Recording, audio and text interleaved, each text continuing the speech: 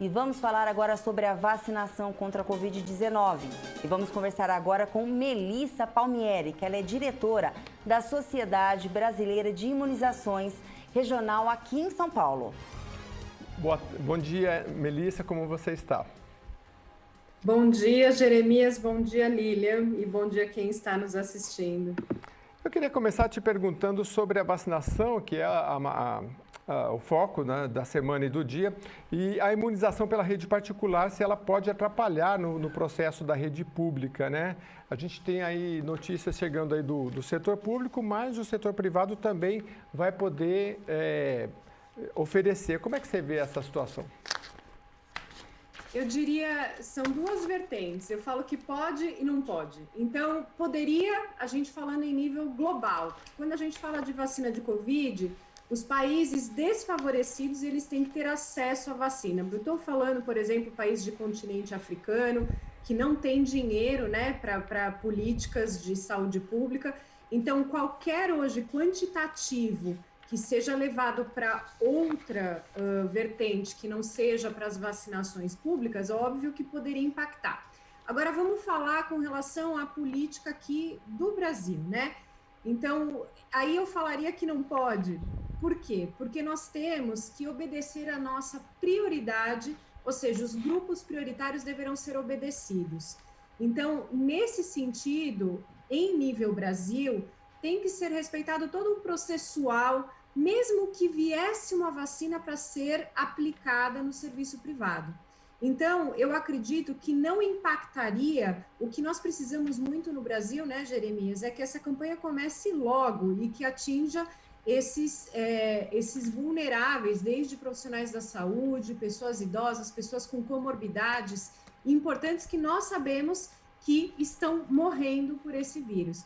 Então, nesse sentido, eu vejo o serviço privado numa complementação do Programa Nacional de Imunizações a posteriori, com a possibilidade, se ele puder vender uma vacina que não esteja sob a aquisição do governo. Ou trabalhar em parceria, que a gente pode falar mais para frente. Doutora Melissa, bom dia. Quem fala é a Lilian. Mais uma vez a gente agradece a sua participação aqui no Jornal da Rede Alessio, principalmente sobre esse assunto ainda que está muito em ênfase no momento que a gente está vivendo. Para a senhora, na sua visão, como que deve ser um plano de vacinação para que seja totalmente eficaz? A senhora acha que o governo está tomando a medida correta?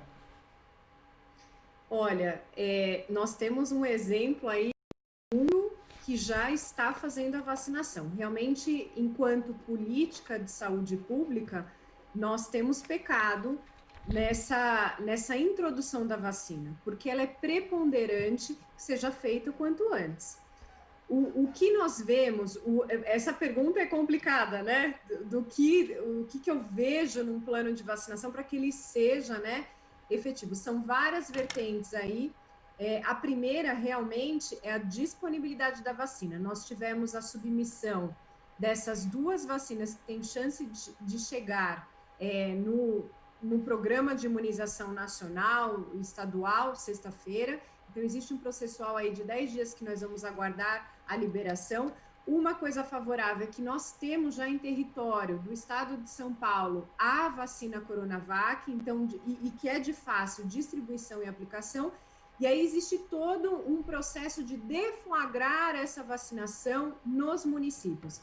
Então, assim, eu tenho conhecimento que vários municípios, isso até em nível nacional, já estão se preparando para essa campanha de vacinação, mas ainda existem muitos passos, né, importantes, por exemplo, como que vão ser atingidos os idosos, as pessoas que vivem em instituição de longa permanência, como estaremos vacinando os profissionais de saúde. O ideal tem sido falado em nível Brasil, mas a gente aguarda aí a divulgação do Estado, é que as pessoas baixem o aplicativo Conect SUS para fazer já uma inscrição, mas a gente entende que no Brasil nem todo mundo está digital, então a gente tem que criar estratégias, ferramentas aí, para que nós não tenhamos aglomeração nesses postos de saúde e que possamos fazer a vacinação realmente quem precisa, então visitando uma instituição de longa permanência, sabendo exatamente por quê, porque essas doses estão contadas para essa população. Melissa, uma parceria com o setor privado, como é que você imagina? O que poderia dar de frutos, enfim?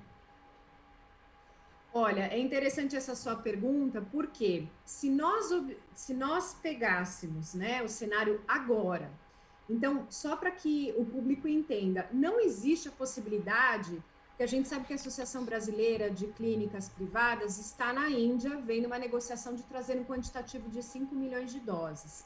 Mas não existe dentro do processual comum de regulação, autorização, uma coisa que é rápida para comercialização em mercado privado. Então, para todo mundo que pergunta, eu sempre falo, gente, pense no segundo semestre, se houver a possibilidade. Por quê? Porque essa vacina precisa ter terminado a fase 3, precisa submeter esse produto para a agência regulatória para um pedido definitivo, porque não se pode comercializar vacina com uma autorização temporária emergencial. Isso é só em governo, da forma que está sendo feita a Coronavac, a vacina de Oxford junto da Fiocruz.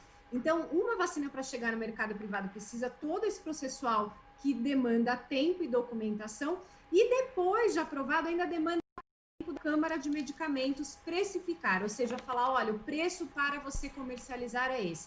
Então, não é um processo rápido. Então, como que eu penso que a clínica privada pode ajudar no início da campanha? Fazendo parcerias com o governo, ou seja, o governo destinando doses e dizendo, se você quiser ser meu parceiro, você vai ter que registrar essas pessoas que você vai vacinar, que são do grupo prioritário, e você pode fazer uma cobrança da aplicação. Às vezes a pessoa quer ir num serviço privado, não quer ir num posto.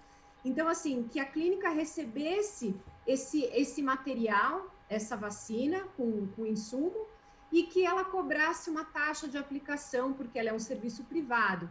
Então, eu veria nesse sentido, mas que ela tivesse uma rastreabilidade assegurada e que fizesse realmente exatamente o que o governo está exigindo dos grupos prioritários, para que não tenha aquele negócio, privilegiou quem tinha dinheiro. Isso daí não pode acontecer, até por uma estratégia de você proteger realmente os mais vulneráveis e diminuir hospitalização e mortalidade neles. Doutora Melissa, a gente sabe que tem muitas pessoas que estão com receio de tomar a vacina, e para a vacina ter a eficácia que ela precisa ter, a gente precisa de 80% da população vacinada. A senhora poderia estar falando um pouquinho sobre a necessidade de estar tomando a vacina para essas pessoas mesmo que estão com receio de tomá-la?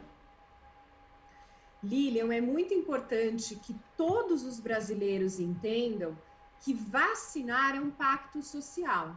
Então, nós só vamos conseguir, daqui muitos meses, nos livrar de máscara, de todas essas restrições, não poder visitar os nossos mais amados parentes idosos, quando nós efetivamente tivermos uma redução dos índices de incidência desse vírus no nosso país.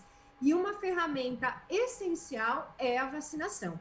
Então, quanto antes a vacina estiver disponível e as pessoas entenderem que o papel da vacinação é proteger os vulneráveis e reduzir, né, essa ocorrência, circulação do vírus em sociedade, nós temos aí um avanço que é o que todo mundo no final quer. Então, é importante nesse sentido entender que vacina não é uma decisão só individual, ela impacta a coletividade sim, e como você muito bem colocou, Lilian, nós temos que ter altas coberturas. As pessoas às vezes perguntam, mas precisa ter 70%, 80%? Olha, quanto menor a eficácia, não existe número mágico, adoraria ter para informá-los, mas quanto menor a eficácia, maior a cobertura a gente tem que ter. Então, por isso, você muito bem colocou, tem que ser acima de 80% no mínimo. Agora, ainda insistindo um pouquinho nessa questão, eu queria que você falasse um pouquinho dos protocolos da aprovação, porque o que muitas pessoas que têm receio falam mas as outras vacinas existiam há 10, 20 anos, claro, e existe há muito tempo, e para serem aprovadas demoraram alguns anos. Essas foram mais rápidas, né? Eu queria que você falasse um pouco da segurança desses protocolos, porque as pessoas têm essa questão, né? Foi rápido, mas respeitou-se os protocolos, as fases, 1, 2, 3, enfim. Jeremias, importantíssima essa sua pergunta, porque aos olhos da população realmente parece que foi rápido, mas aos olhos da ciência não. Porque só para vocês terem ideia, essas plataformas, já estavam há 10 anos sendo estudadas e colocaram na gaveta. Por quê? Começaram a estudar quando aconteceu o SARS-CoV-1, quando aconteceu o episódio do MERS, que são coronavírus que tiveram uma alta letalidade, mas que não teve uma proporção de dano em saúde pública mundial. Então, basicamente, nós temos que ficou engavetado o projeto e quando surgiu isso daí, facilmente eles detectaram toda a codificação genética, fizeram dentro das plataformas que estavam sendo estudadas, colocaram o SARS-CoV-2. Então, esse é o primeiro ponto. Aos olhos das pessoas, parece que no estalar de dedos a vacina surgiu. Não foi dessa forma. Surgiu a codificação, porque a gente tinha urgência de saber quem era esse agressor que estava matando tanta gente, que continua matando. Bom, segundo ponto, com relação às fases de pesquisa clínica. Quando um produto chega na fase 3, é sinal que na fase 2, observou num pequeno grupo controlado a segurança. Então, a fase 3, ela chega para ratificar, confirmar se aqueles dados na fase 2, eles podem ser reproduzidos em milhares de pessoas. E desta forma, nós temos a vacina de Oxford, a vacina da Pfizer, a vacina da Moderna, já apresentaram dados de fase 3 assegurando isso. A vacina Coronavac, em parceria do Butantan, não teve uma publicação, porém os dados foram enviados para a Anvisa dos mais de 12 mil sujeitos investigados no nosso país. Então, a Anvisa está em posse desses dados, embora não tenha tido a publicação, a Anvisa tem esse dossiê e ela pode perguntar e ele, nesses 10 dias, tem período para analisar isso daí. Então, nesse sentido, eu vejo que as vacinas são seguras. Aliás, a plataforma utilizada no Butantan, essa não é inovadora, porque é a mesma plataforma que a gente faz a vacina da gripe. Então, com questão de segurança, não tenho problema algum. A gente já imaginava que não ia ter problema nenhum de segurança. É a questão mesmo de dados de eficácia, que talvez estão sendo ainda depurados, digeridos ali pelos técnicos, que é função de uma agência como a Anvisa. Então, eu não vejo preocupação. Estou louca como profissional de saúde para que venha qualquer uma das vacinas muito bem avaliadas pela Anvisa para eu poder aplicar em mim. Doutora Melissa, vamos voltando a falando aí dos protocolos. Caso haja 100% de participação da população do Brasil e todos sejam vacinados, ainda mesmo assim é obrigatório e necessário o uso de máscara, álcool em gel e distanciamento social? Importante esse ponto, Lilian, porque as vacinas, elas têm demonstrado uma eficácia na redução de manifestações clínicas, desde leves, ou seja, evitando que a pessoa procure um serviço de saúde, ou moderadas a graves, que estão relacionadas a não procurar hospital, não evoluir para uma UTI, até proteger de mortalidade. Então, as vacinas, os desfechos dos estudos têm mostrado estas respostas. Não quer dizer que nós, no andar da carruagem, não tenhamos notícias com relação à redução da infecção.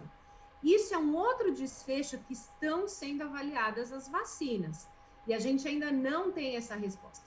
Enquanto não tivermos essa resposta, temos que sim, e não tivermos muita gente vacinada, temos que sim manter a utilização de máscara, não estar em aglomerações, manter o distanciamento social, porque isso nós estamos esperando dos resultados das vacinas. Em paralelo, um grande fator que vai nos apoiar para começar a flexibilizar são os dados epidemiológicos da redução da circulação desse vírus em sociedade. Então, também teremos que acompanhar, e o Brasil, né, tem cidades distintas em cada local, com agressividade, né, com a incidência do vírus distinto em várias cidades.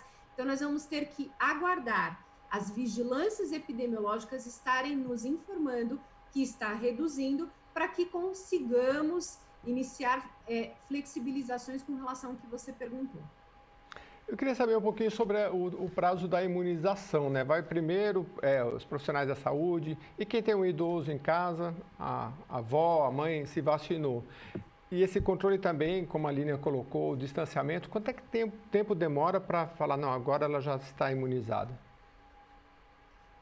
Minimamente, a gente fala que o organismo, isso em geral em vacinas, e a gente tem visto as recomendações e os estudos científicos das vacinas que já tiveram publicação.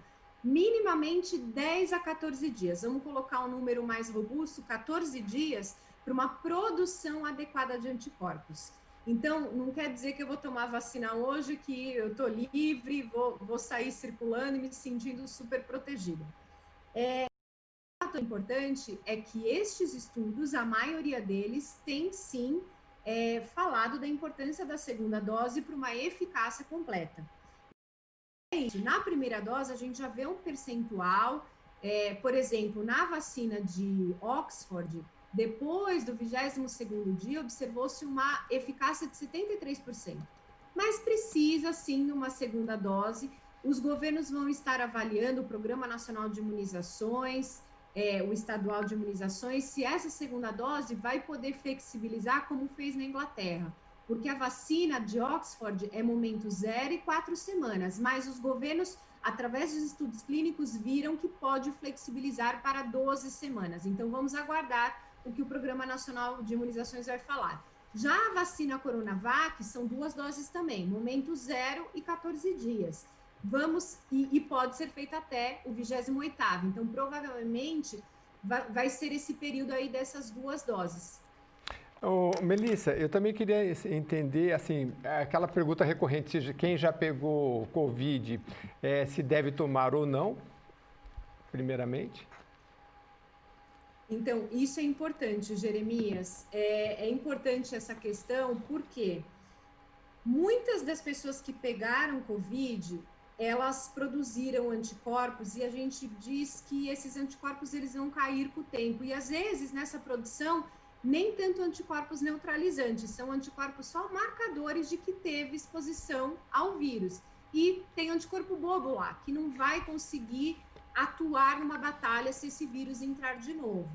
Então, a vacinação, ela faz com que esses anticorpos neutralizantes sejam produzidos em um número muito maior e terá uma atuação robusta aí se essa pessoa se expor novamente.